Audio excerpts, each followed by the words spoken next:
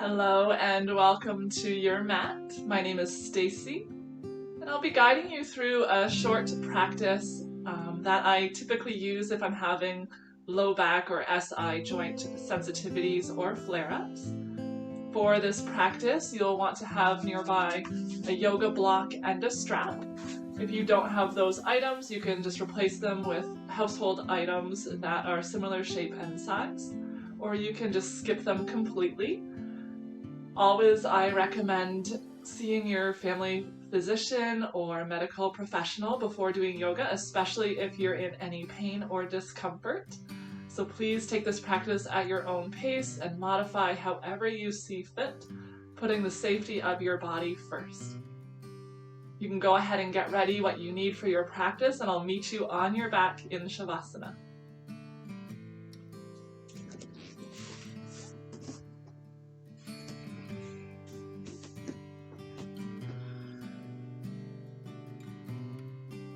Take a few moments to lower down onto your back.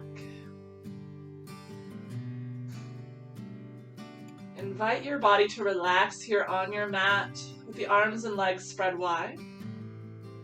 And if you are suffering with discomfort in the low back, you may find it uncomfortable lying here on your back. You can always bring a gentle bend into the knees, let the soles of your feet find the edges of your mat, and tip the knees in to touch. This can create a little more space in the low back, allowing it to rest softly on the floor. Whichever variation you choose, find some stillness and begin to connect with your breath.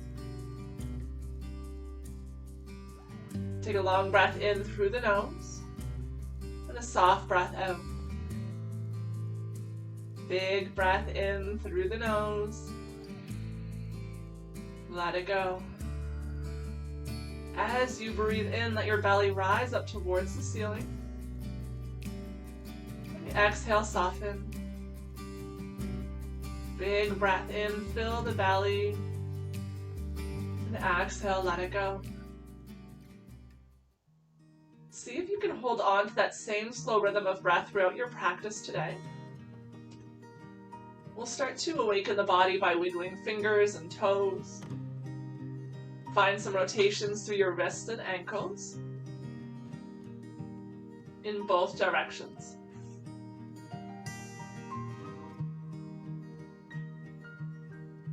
Slide your feet together at the bottom of your mat. Bend in the knees, bringing the soles of the feet to the floor if they're not already there. Walk the heels in nice and close towards your glutes to where your fingertips can almost reach them.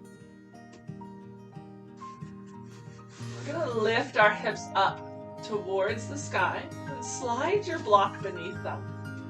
Again, you do have the option here to keep the hips on the floor, and you'll still have the benefit of this practice if you do not have a block. Begin to draw the right knee in towards your chest, interlacing the fingers around the knee or the thigh. And extend your left leg long to the bottom of your mat. You want to have the block here just at the base of your pelvis. It's not on your low back, it's more supportive of the pelvis and tailbone. You may have to adjust it to find an area where there's no pointing, sharp edges that are gouging into you. Allow the shoulders to rest softly on the mat as you hug the right knee in close towards you, reaching the left heel towards the floor at the end of your mat, with your toes pointing up to the sky. By coming up onto the block for this wind-relieving pose, it adds a little bit of an extra stretch for the front of the left hip flexors. Keep reaching the left heel away from the top of your head.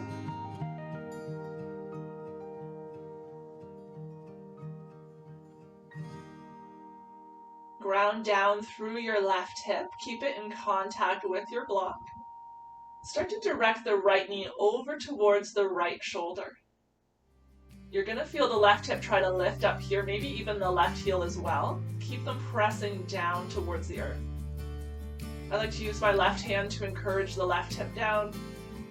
You can use the right hand to open the right knee up to the right side, as if you're showing the inseam of the right pant leg to the sky.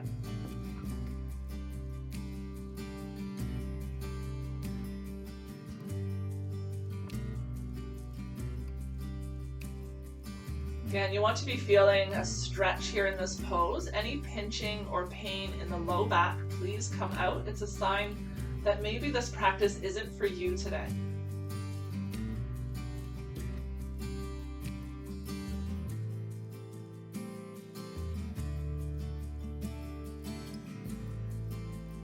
Draw the right knee back through center.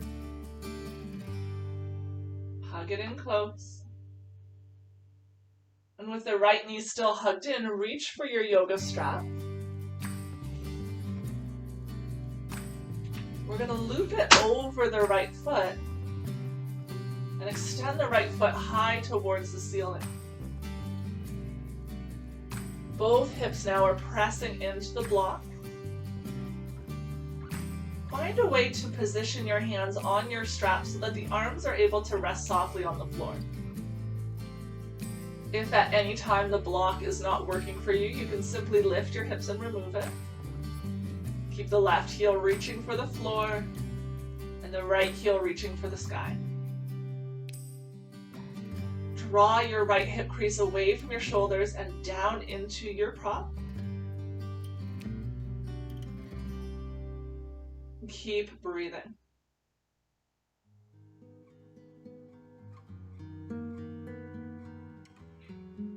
We're looking for a little bit of a stretch up the back of the right thigh here. And you can have as much bend in the knee as you need as long as you're feeling that stretch.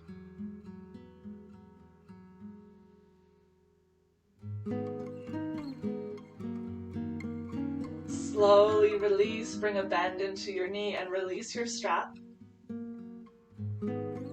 Hug the right knee in towards you. Now just being really mindful of your block placement here, you may want to shift your hips up and slide the block a little bit to the left. Or remove it completely as we prepare to move into a twist. Take a big breath in, find some length, release the right arm beside you. Slowly, mindfully come into a twist here. You're going to feel the corner of the block start to poke in a little bit into the left glute.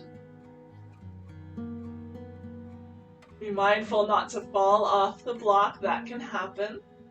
Then you can keep your gaze up to the sky for this twist. We want to focus more on the stretch in the lower half of the body. It's less important to bring it into the neck. You can use the left hand to support the right knee, keeping it from tipping too close to the floor, preventing you from falling off the block.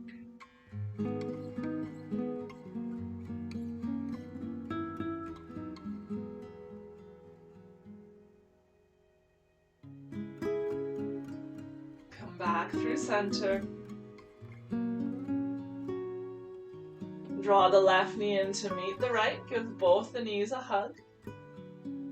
Allowing your tailbone to lift up towards the sky as you hug the knees in. Just finding a little bit of a stretch through the low back. Remove the block. Let your feet find the floor. The knees stay touching as you heel toe your feet to the edges of the mat. Take just a few breaths here to neutralize the spine and give the low back an opportunity to reset, find softness. Just taking a little break.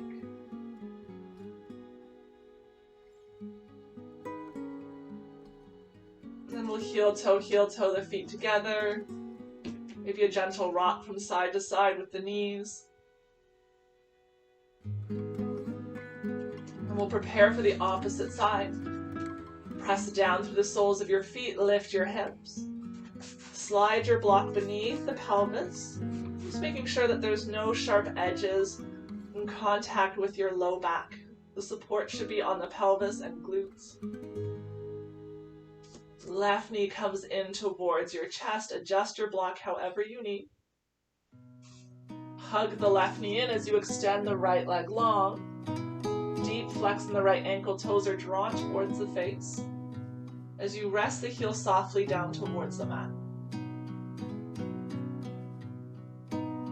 Keeping in mind that there are multiple layers and multiple heights for the block, it's probably best that you use the lowest setting just to provide the most amount of support without overdoing the stretch, allowing your heel to rest on the floor. There are also different heights of blocks available, so if you find the one you have has too much even on the lowest setting, you can always substitute this with a book or a smaller version of a block.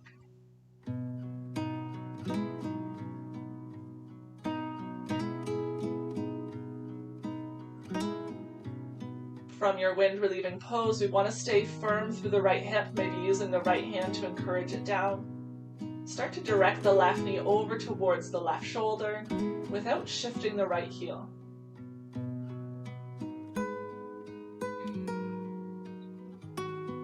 Find those deep belly breaths.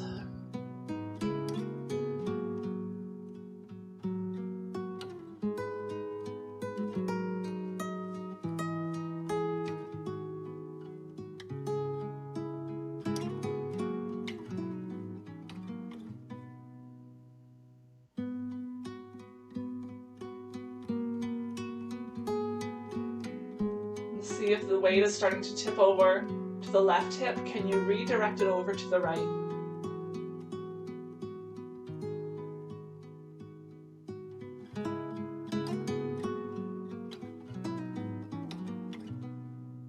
Come back through center with the left knee.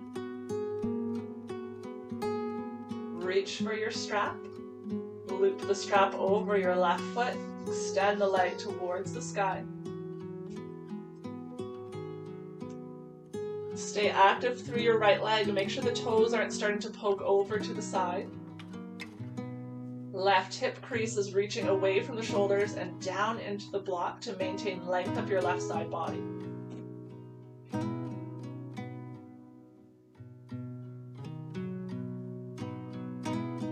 The toes of your left foot are drawn towards the face, and the pinky toe edge and the big toe edge are equal distance from the sky.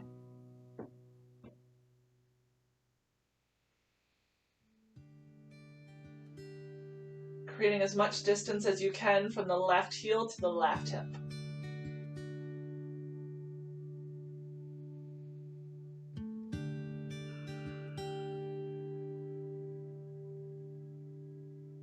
One more big breath here. And slowly release, bend through the left knee. Remove the strap. Hug the left knee in. Again, just shifting your block over to the right a little bit. Just let you feel supported and safe. Right hand takes hold of the left knee. Left arm can release beside you. Slowly and mindfully find your twist, just pausing at the point that you start to feel some pressure into the right glute. Maybe you notice that you're falling off your block. You want to come back through center and readjust the block. That's okay. Never going past the point of sensation. Keep your gaze up towards the sky, really focusing your twist on the lower half of your body. Breathing into any points of tension, creating space on the inhales and a little softness on the exhale.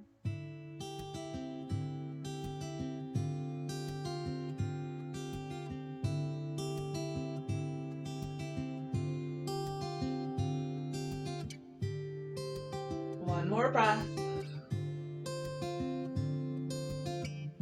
Come back through center. Draw the right knee in to meet the left.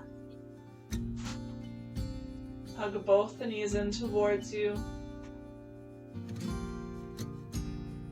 With the hips, the pelvis still supported by the block, extend the feet up towards the ceiling one by one.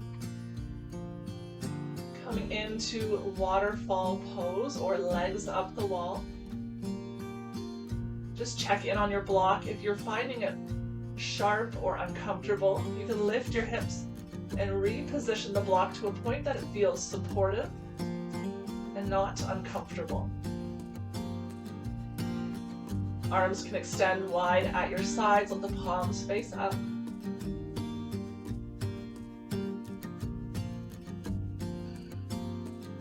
Make any adjustments that you need to find comfort in this pose. Should feel passive and relaxed. shouldn't necessarily feel like your abdomen or your core is fired up and working in this pose. Having the pelvis lifted up just a little bit helps to take that effort away. And if you are struggling and you do find that you're working to keep this shape, you can always slide yourself up against a wall, maybe placing a pillow beneath the pelvis instead, and allow the legs to rest on the wall.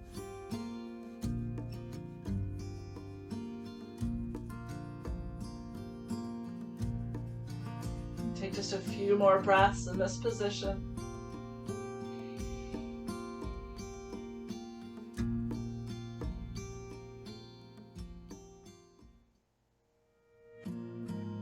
One by one, lower your feet onto the mat. Lift up your hips. Remove your block. Heel toe your feet to the edges of the mat. Let the knees tip into touch. Place one hand on your belly, one hand on your heart.